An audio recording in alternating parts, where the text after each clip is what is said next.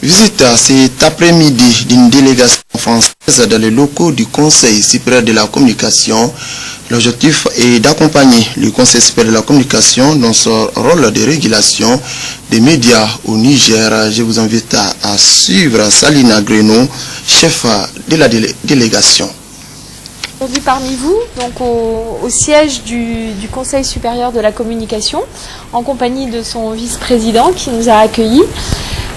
Nous sommes une petite délégation venue de Paris, du ministère des Affaires étrangères parisien, pour venir donc évaluer un peu la progression du projet que nous avons soutenu en lien avec le Conseil supérieur de la communication et avec la Fondation Hirondelle et aussi le partenaire français qui est Canal France International, qui est notre opérateur de coopération de médias. Donc ici, c'est pour évaluer les progrès de ce projet. Alors ce projet, en quoi il consiste? Il consiste en fait en deux volets. Le premier volet, c'est d'accompagner le Conseil dans son rôle de régulation.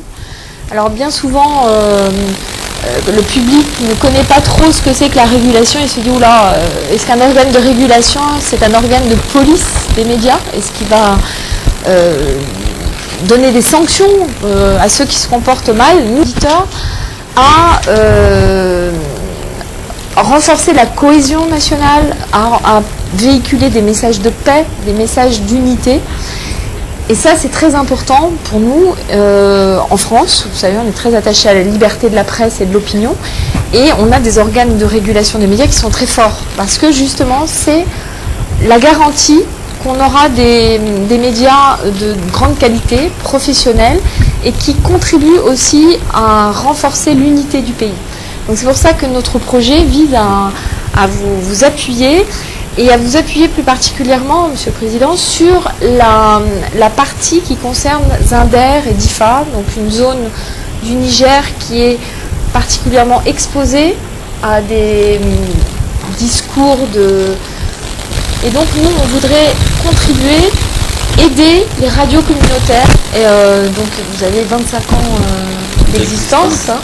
Et je crois, enfin, la qualité des équipements et de l'équipe et de ce que nous a exposé le vice-président aujourd'hui me conforte dans l'idée que c'est vraiment un organe très professionnel et qui essaye de renforcer aussi son action en province. Donc là, c'est tout l'objectif de notre projet, c'est de permettre à l'organe de régulation d'exercer sa mission dans la région de Zinder et de Difa.